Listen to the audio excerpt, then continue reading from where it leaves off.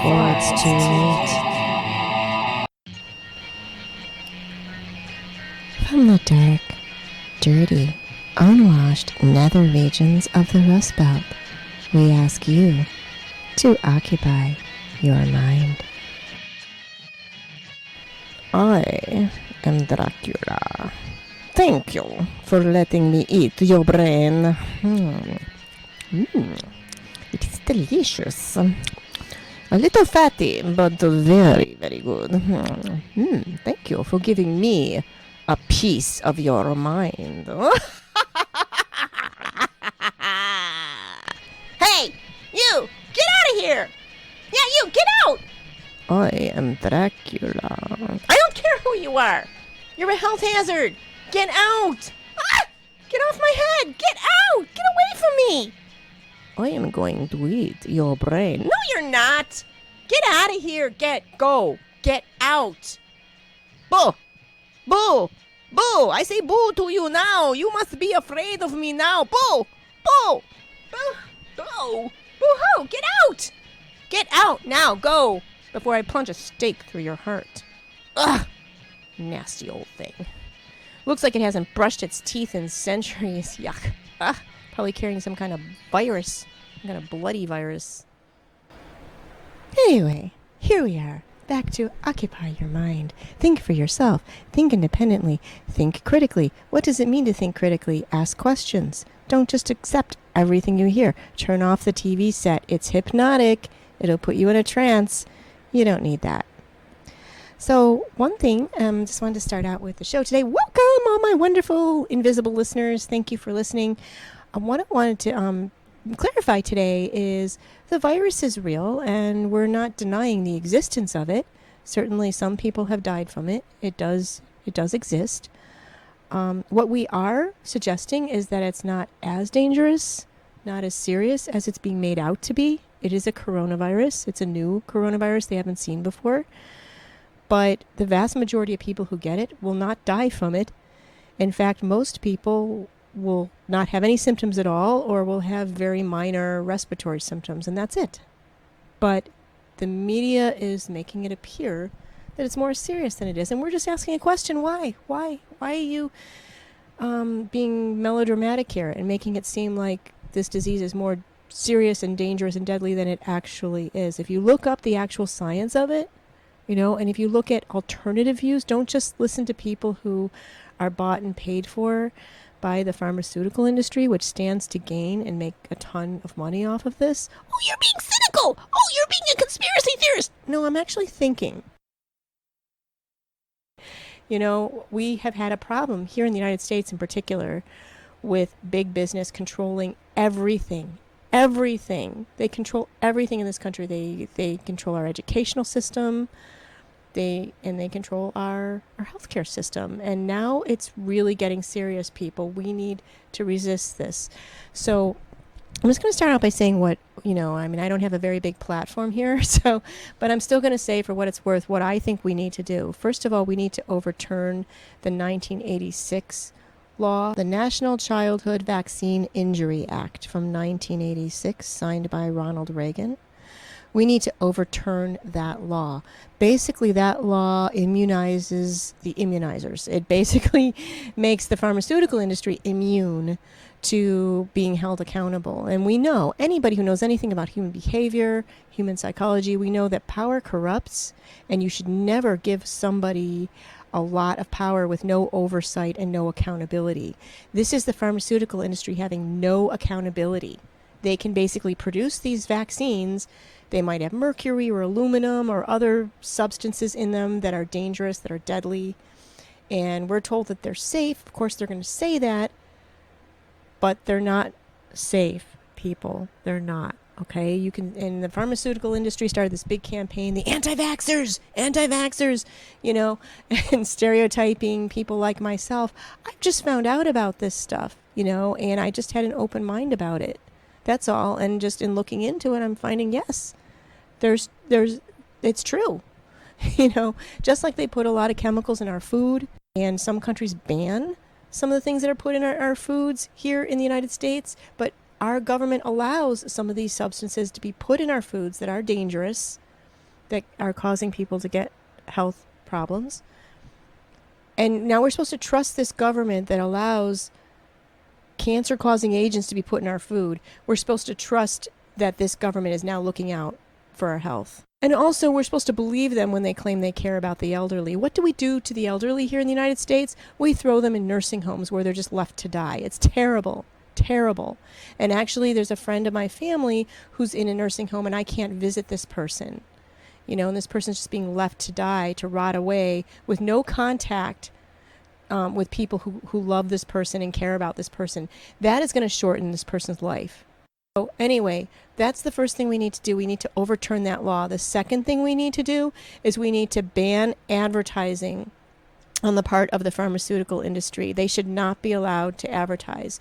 We're talking about medical care. Doctors will be able to figure out which drug is appropriate or which vaccine is appropriate for which medical problem. They don't need advertisements. Advertisements are a way of trying to manipulate people to get people to buy products. Doctors should not be manipulated. People should not be manipulated. Products should be, when it comes to medicines and vaccines, they should be purchased when necessary, not because someone was influenced by an advertisement. Very, very dangerous. And because these pharmaceutical industries are allowed to advertise, our media is bought out by them.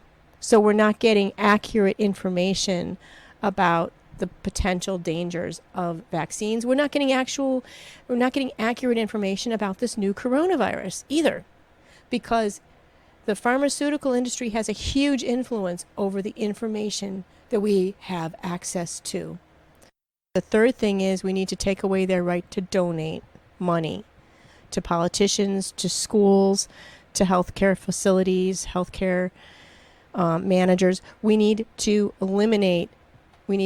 make it illegal for them to donate money, because they're trying to influence people. So pharmaceutical companies send free gifts to doctors, to medical students of various types.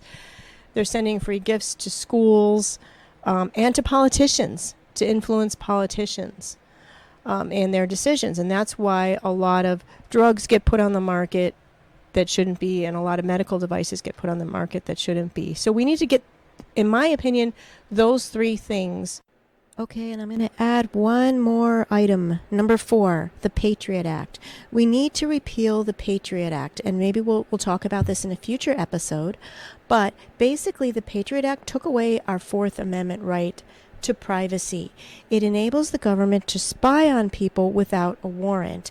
It also enables the police to use high-tech surveillance technology and military technology. It is the reason why the police have been militarized and have become so aggressive in this country. We need to repeal the Patriot Act. They want us to forget about it, which is why we don't hear about it much. Right? Our wonderful media is not informing us of this, okay? But this is the fourth item. So again, in order, I think the first thing we need to do is focus on trying to repeal that 1986 vaccine law that immunizes the immunizers and gives them the right to create vaccines without adequately testing them, making sure that they're safe, and basically keeps them safe but does not keep us safe. Basically allows them to manufacture vaccines, make millions of dollars off of them, and if people are harmed by the vaccine, the companies that manufacture them are not held accountable. So that's the first thing I believe we should do. The second thing I think we need to do is remove their right to advertise. Okay, once we do that, the third thing we need to do is to remove their right to give gifts or donations to politicians, to schools, to medical providers. If you've ever gone to see a doctor and you've seen like a pen with the name of a pharmaceutical company on it, or a notepad with a pharmaceutical's name on it, company's name on it, then you know what I mean. They're getting free gifts, people.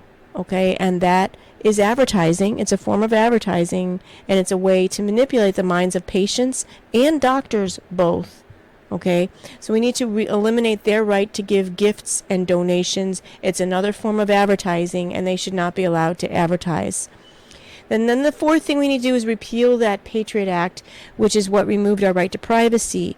The contact tracing would not be so scary, and they would not have the right to do this without the Patriot Act. The Patriot Act removed our Fourth Amendment rights. Go ahead and read about the Fourth Amendment if you don't believe me, and why it's important, very important, because under tyrannical, undemocratic, non-democratic countries, one of the first rights they take away is your right to privacy. Why? Because they need to spy on the people, because they're not acting in the interest of the people. If you're not acting in the best interest of the people, you have to always be worried the people might rebel against you. So you need to be always spying on them and making sure that they are doing what you want them to do and not about to rebel against you. And now, it's time for a public service announcement from your friends at Occupy Your Mind.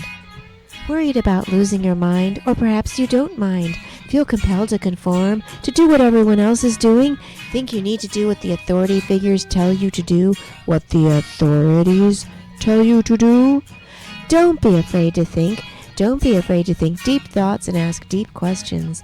Don't be afraid to think for yourself. Question authority, question society, question yourself and everybody else. Occupy your mind. Occupy yourself.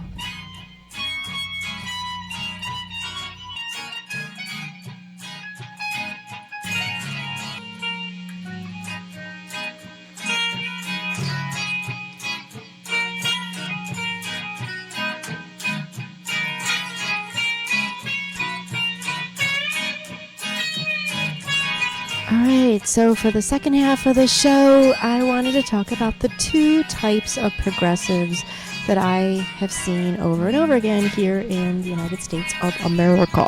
I don't know what it's like in other parts of the world, but here, I am going to define a progressive as somebody who is looking for progress, who wants to create change. I'm defining a progressive for the purpose of this discussion as someone who looks at the world and sees problems that they want to solve, sees injustices that they want to rectify. So I see a progressive as somebody who wants to make things better, who looks at inequality, for example, economic inequality, wants to level the playing field, as the saying goes, make life easier for women, minorities, people of color, immigrants, and other people who might be suffering or struggling. Just generally making the world a better place, ending war, ending poverty, blah, blah, blah.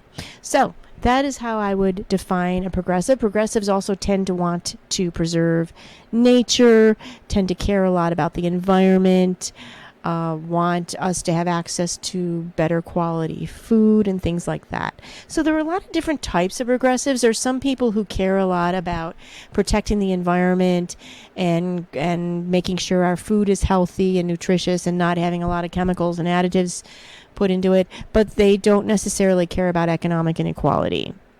Or maybe they care about economic inequality, but they don't believe in equal rights for women or equal rights for minorities, for example. So there are a lot of different types of progressives, but mostly through my life, I have seen two types, and mainly the first type.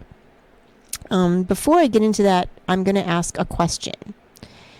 Is there a progressive movement here in the United States? Typically, I think of progressives as people who go against the status quo. Because they want social change, they tend to be distrustful of authority figures. And that's actually healthy in a democratic society. People should question